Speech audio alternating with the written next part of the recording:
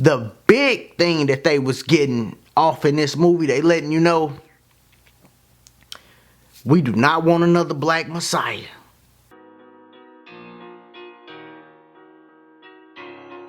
Everything comes from the darkness. What's up, family? It's Mac the Guru. Today I'm reviewing Judas and the Black Messiah. If this your first time here, make sure you subscribe and definitely like the video if you like anything I said in the video. Let's go. So, my experience watching this movie was, first off, let's break it down from just a movie aspect. How good was the movie? It was great to me. Watching it, I was captivated. I'm looking at it, I'm like, oh yeah, they did this right. It wasn't no other agendas, because a lot of times when they do these black movies like Harriet movie, they throw a extra agenda in there, you know what I'm saying, or two, you know. On this, I didn't get that feel. I got a real movie, and going into it, I kind of figured that because it was Ryan Coogler. You understand, when Ryan Coogler put his imprint on it, he about his business. He ain't about to come with no sideways stuff, tell you it's about this, then he promoting some other agenda. You know what I'm saying? So I kind of knew it was gonna be a good one, but I wanted to just watch it. I already knew about Fred because I'm a Midwest baby. You know what I'm saying? So we learned about Fred Hampton. You know what I mean? And then the Black Panthers, the 10-step program, all that. I knew about it. You know, now, I don't know if they killed as many cops that's in it. I'm going to try not to spoil too much of the movie, though, for people that ain't seen it. You know, but this is a review, so I'm going to talk about certain parts of it. But I ain't going to go too hard and too deep to spoil it. But, I don't know if they killed as many cops as many cops died in the movie. That might be true, though. Y'all comment below and let me know if you watched it and there was elements of it that you thought wasn't true. Because it's possible, you know what I'm saying? If you know the history like that. But this one was a good one to me, man. Getting into it, you got Fred Hampton, and it was so many messages that they hitting you with. Like, boom, just hitting you over the head with these motherfuckers. You know what I'm saying? Like, straight up. To start it off, you know, for people that's gonna see this that's not in the community, they need to understand that these are rebellions, not riots. That was one of the points that was from the movie. Like, yo, these are rebellions, not riots. Don't look at these like, oh, the black folks rioting again. No, these rebellions because of the mistreatment. That's what this all about. You know what I'm saying? And they disrespecting the cops, calling them pigs. But it's for a reason. It's a cause and an effect. You understand?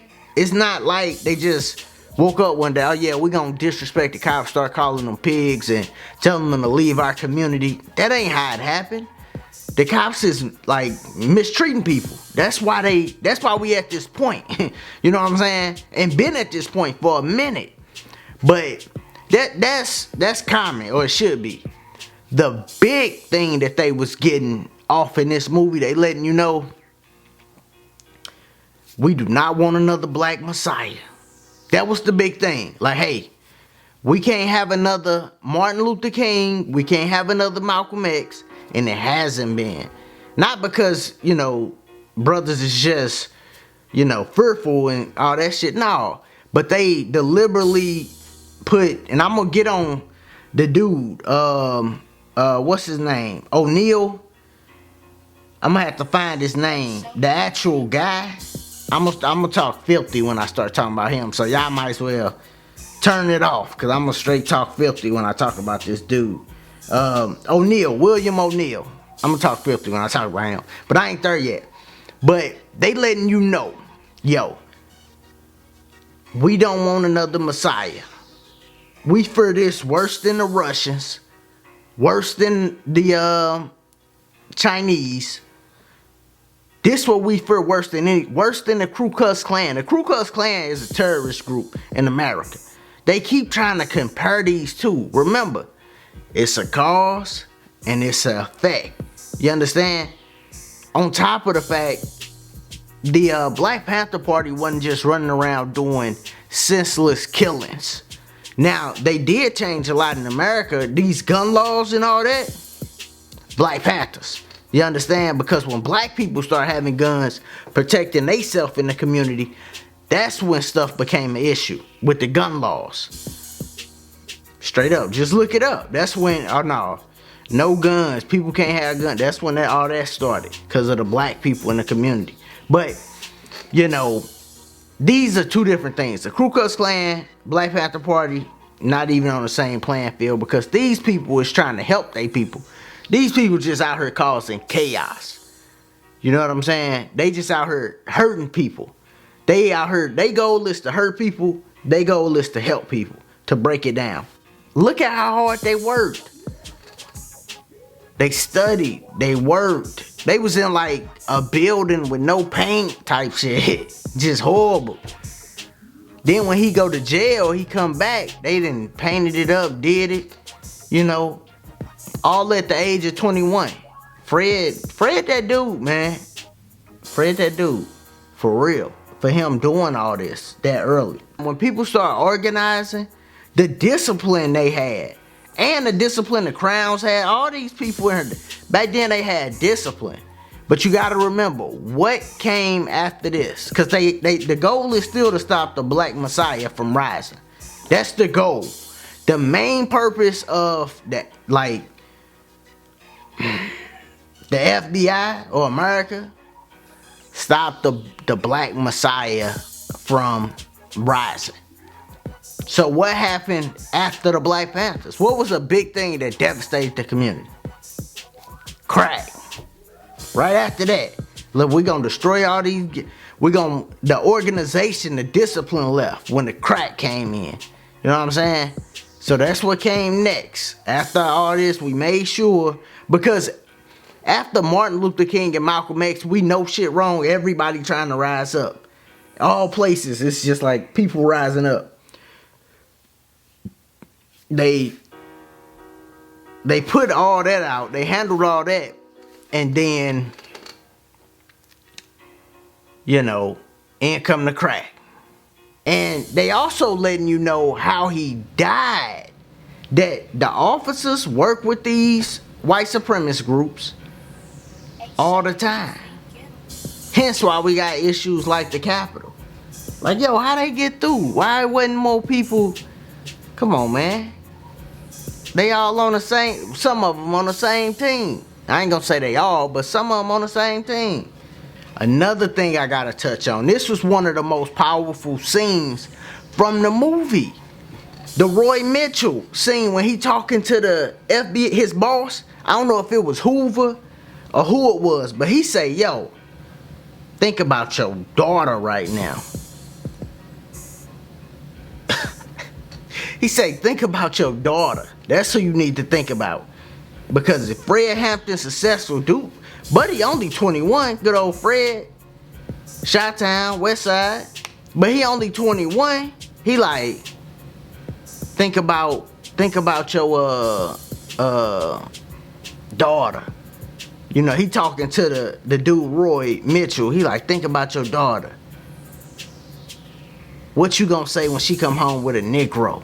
You know what I'm saying? Like, that's what it is, because they look at it like she come home with a black man, they have a baby.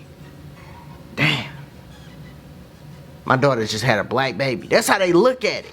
You see what I'm saying? Straight up. This really was a dope movie. I'm glad they told the story right.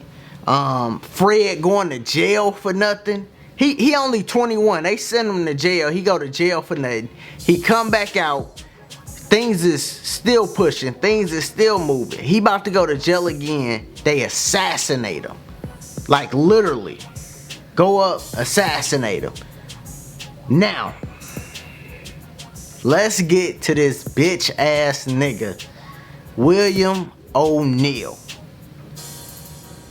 This dude is a straight hoe. And he deserved to die. You know what I'm saying? Like certain people, you be like, nah, man, don't say they deserved it. Nah, he worked for that death. Real shit. And he killed himself, committed suicide. He deserved it. People that's out, first off, let's go way back to the beginning. He was robbing black people. Them the worst type of niggas in the hood, man. Them is the worst type niggas is the ones that's out here robbing people. Goofy shit. Like, damn, you can't put your brain to work a little bit, dummy, so you could just make money regular. You know what I mean? You robbing from another poor dude that done worked hard to get this. It's just like, come on, dog. Y'all deserve to not be on the streets, for real. Cause y'all the worst type of motherfucker. Y'all just causing chaos. You ain't trying to get no big money. You just out here causing chaos. So this happened. This coward, cause he was a coward his whole life. You know what I'm saying? I hope, I didn't do no research. I hope he didn't have kids.